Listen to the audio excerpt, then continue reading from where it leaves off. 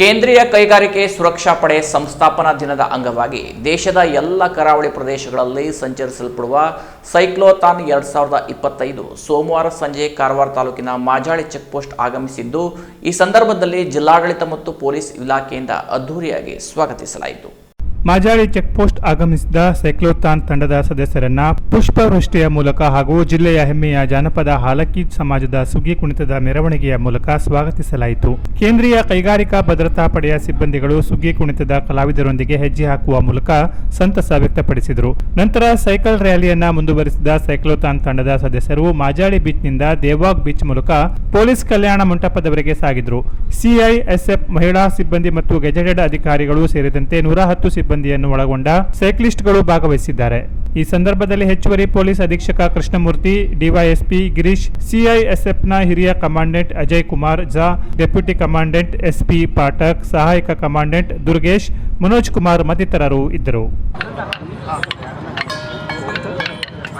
Very good, ಬಹುತ್ ಬಢಿಯಾ ವಿಕಾಸ್.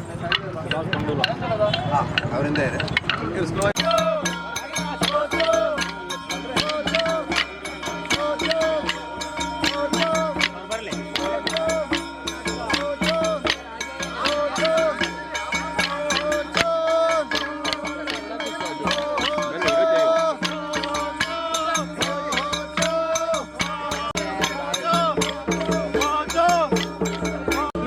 पड़े घर बात पड़े जरा प्रोग्राम वाड़ गरजा गणित प्रणय ಸ್ವಲ್ಪ ಮೇಲೆ ಮುಖಾರೆ ಎ ಸ್ಟಾರ್ ಗಾಡಿ ಹಸ್ಪಡೆ ಸೈದ್ ಗರ್